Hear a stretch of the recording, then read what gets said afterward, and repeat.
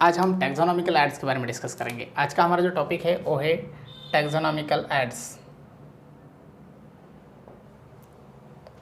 Taxonomical aids इसी के बारे में डिस्कस करना है स्टूडेंट। एक्चुअली टैक्सोनॉमिकल एड्स क्या है, हमें पता है प्लैनेट के ऊपर यानी कि अर्थ के ऊपर डिफरेंट टाइप के लिविंग ऑर्गेनिज्म है और इन्हीं की बायोडाइवर्सिटी बहुत ज़्यादा है। इसी बायोडाइवर्सिटी को स्टडी करने के लिए हमें कुछ टेक्निक्स का यूज़ करना पड़ता है और उसी टेक्निक्स को हम कहते हैं टैक्सोनॉमिकल एड्स। तो सबसे पहली जो टेक्निक है स्टूडेंट जिसे हम कहते हैं हर्बेरियम।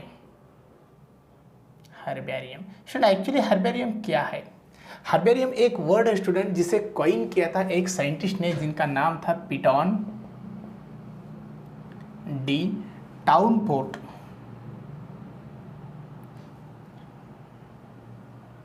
इन्होंने उसे क्या किया था, कॉइन किया था। उसके बाद हर्बेरियम ये जो टेक्निक है इसी टेक्निक को इनिशिएट किया था एक साइंटिस्ट ने, जो साइंटिस्ट इटालियन थे जिनका नाम यहाँ पर हम लिखते हैं।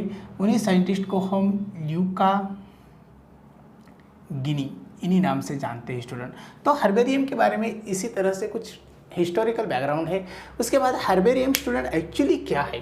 तो हर्बेरियम एक प्रोसेस है, एक टेक्निक है जिस टेक्निक के अंदर क्या किया जाता है, इसी टेक्निक के अंदर प्लांट्स को यानी कि प्लांट्स का कौन सा ही हम पार्ट लेते, जैसा कि शूट का पार्ट हमने लिया, प्लांट्स के पार्ट को प्रेस किया जाता है स्टूडेंट, उसे ड्राइड किया जाता है और उसके बाद प्रेस और ड्राइड के बाद उसे स्टिक किया जाता है स्टूडेंट। अभी एक्चुअली स्टिक कहाँ पर किया जाता है? जो स्टिक किया जाता है वो किया जाता है पेपर शीट के ऊपर, ठीक है। इसी तरह से हर्बेरियम का कुछ अलग सा यहाँ पर टेक्निक है। पेपर शीट के ऊपर उसे स्टिक किया जाता है और उसे मेंटेन किया जाता है एक फाइल के अंदर, और जब एजुकेटर उसे स्टडी करना चाहते हैं तो इसी फाइल को हम हर्बेरियम के फाइल को निकाल कर उसी की स्टडी कर सकते हैं। यानी कि ये जो टेक्निक है वो एजुकेटर के लिए बहुत ही इम्पॉर्टेंट है स्टूडेंट। उसके बाद एक्चुअली जो हम साइज़ यूज़ कर रहे हैं पेपर की, वो साइज़ के बारे में हमें पता होना चाहिए। जो पेपर शीट है स्टूडेंट वो कुछ इस तरह से, और इसी पेपर शीट के ऊपर हमें पता चलता है कुछ इम्पोर्टेंट इन्फॉर्मेशन वहाँ पर लिखना ज़रूरी है। एक्चुअली जो पेपर शीट है उसी की साइज़ भी हमें पता होना ज़रूरी है।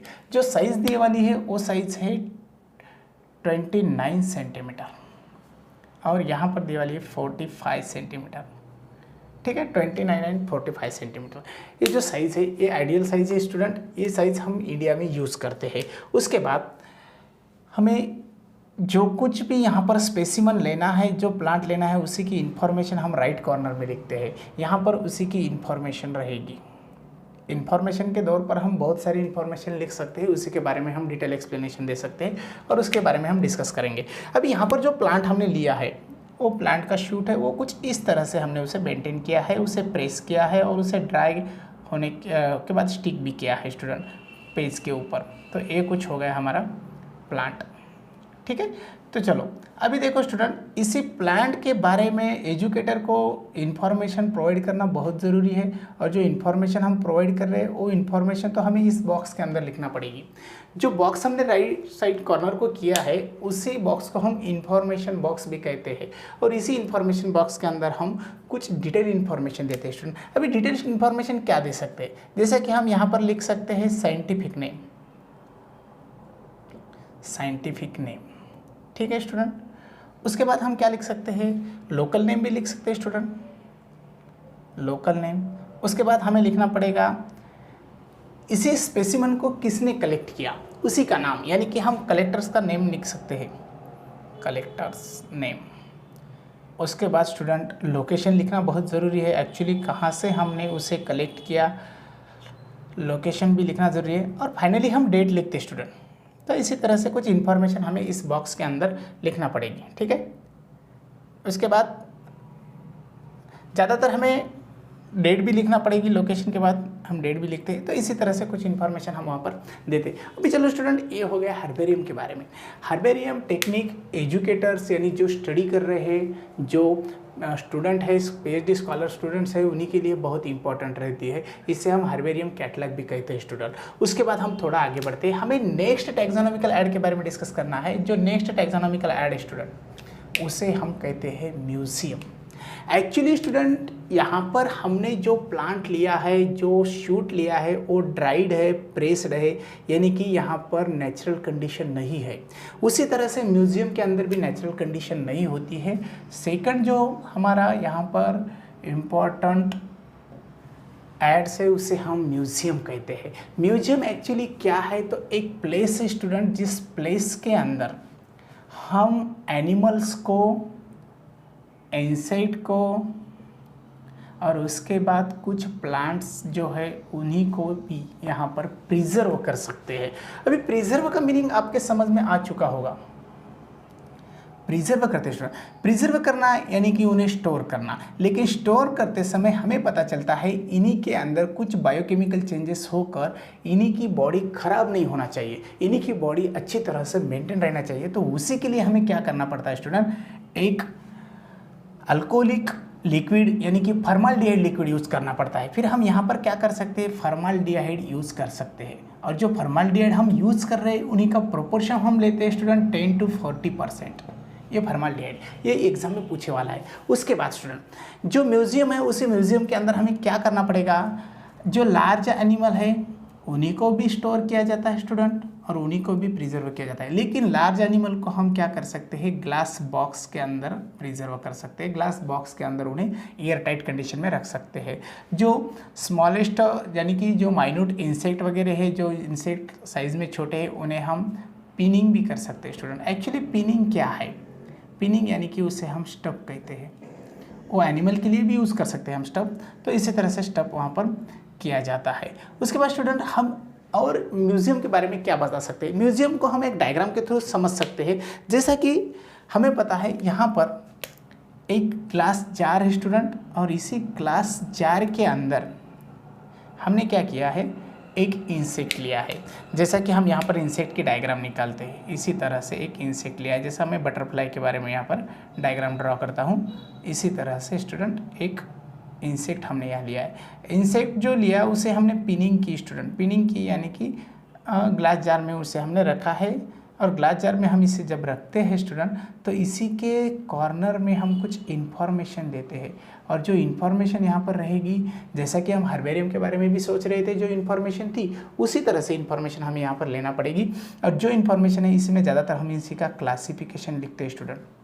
और जो क्लासिफिकेशन हम लिखते हैं तो वो क्लासिफिकेशन हमें डिस्कस करना यानी कि स्टडी के दौर पर बहुत इंपॉर्टेंस देता है। ठीक है, उसके बाद ये कुछ हो गया म्यूज़ियम के बारे में। और म्यूज़ियम को हम एज अ विज़िट कर सकते हैं स्टूडेंट। विज़िट क्यों कर सकते हैं, टू स्टडी तो हमें पता है, और कुछ पिकनिक के दौर पर भी हम उसे स्टडी कर सकते हैं। पिकनिक के दौर पर भी हम उसे स्टडी कर सकते हैं, एंजॉय के दौर पर भी हम उसे स्टडी कर सकते हैं, विजिट कर सकते हैं। तो ये हो गया म्यूज़ियम के बारे में।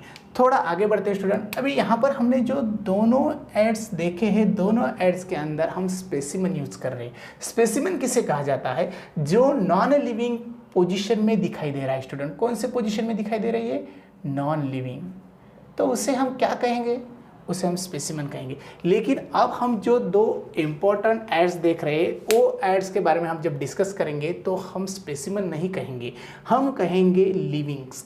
क्यों लिविंग कहेंगे, क्योंकि हम यहाँ पर नेचुरल कंडीशन में इस म्यूजियम की डेवलपमेंट कर रहे हैं। थर्ड वन हम देख सकते हैं, जिसे कहते हैं हम botanical garden student. Actually garden word से हम सभी को पता चलता है, एक्चुअली गार्डन यानी कि जो प्लांट्स है वो प्लांट्स नेचुरली ग्रो हो रहे हैं स्टूडेंट। कैसा हो रहे हैं, नेचुरली ग्रो हो रहे हैं, यानी कि हम नेचर में स्टडी कर रहे हैं। और नेचर में जब हम स्टडी करते हैं तो हम कुछ एरिया को डिसाइड करते हैं। किस लिए डिसाइड करते हैं, हम डिसाइड करते हैं कुछ एरिया को एज अ गार्डन की तौर पर। और उसी गार्डन के अंदर हम डिफरेंट टाइप के स्पेसीज ग्रो करते हैं, और जो स्पेसीज ग्रो करते हैं वो स्पेसीज हमें हेल्प करेंगे स्टडी के लिए। जो एजुकेटर है उनके स्टडी के लिए बहुत इंपॉर्टेंट है। हम पिकनिक के लिए भी गार्डन का यूज़ कर सकते हैं। उसके बाद स्टूडेंट इसी गार्डन के अंदर बहुत सारे स्पेसीज है, और बहुत सारे स्पेसीज रहने की वजह से हमें इसी का इम्पोर्टेंस बहुत ज़्यादा लगता है। हम यहाँ पर प्लांट को नेचुरली हैबिटेट में ग्रो कर रहे हैं स्टूडेंट, और जब हम नेचुरली हैबिटेट में इसे ग्रो करते हैं तो हमें पता चलता है जो टैक्सोनॉमिक ऐड है वो स्टडी के लिए बहुत महत्वपूर्ण है। अभी यहाँ पर हमारे इंडिया में इंडियन बॉटनिकल गार्डन है स्टूडेंट, इंडियन बॉटनिकल गार्डन हमारे इंडिया में है, और कुछ गार्डन है स्टूडेंट जैसा कि रॉयल बॉटनिकल गार्डन भी है, रॉयल बॉटनिकल गार्डन है स्टूडेंट। रॉयल बॉटनिकल गार्डन जो है वो गार्डन यहाँ पर हम स्टडी के लिए बहुत अच्छी तरह से उसे विजिट कर सकते हैं। उसके बाद है जगदीश चंद्र बोस गार्डन है स्टूडेंट, जिसे हम कहते हैं आचार्य जगदीश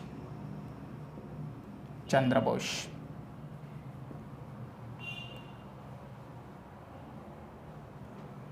ठीक है, जगदीश चंद्र बोस, इस तरह से एक गार्डन है। अभी स्टूडेंट कुछ गार्डन है जो फेमस रहते हैं, उन्हीं के अंदर कुछ डिफरेंट स्पेसीज रहती है और वो स्टडी के लिए बहुत फेमस है। जैसा कि आचार्य जगदीश चंद्र बोस के बारे में हम डिस्कस करते हैं तो हमें पता चलता है गार्डन फेमस है एक इम्पॉर्टेंट इन्फॉर्मेशन के लिए, जिसी के अंदर है बनियान ट्री।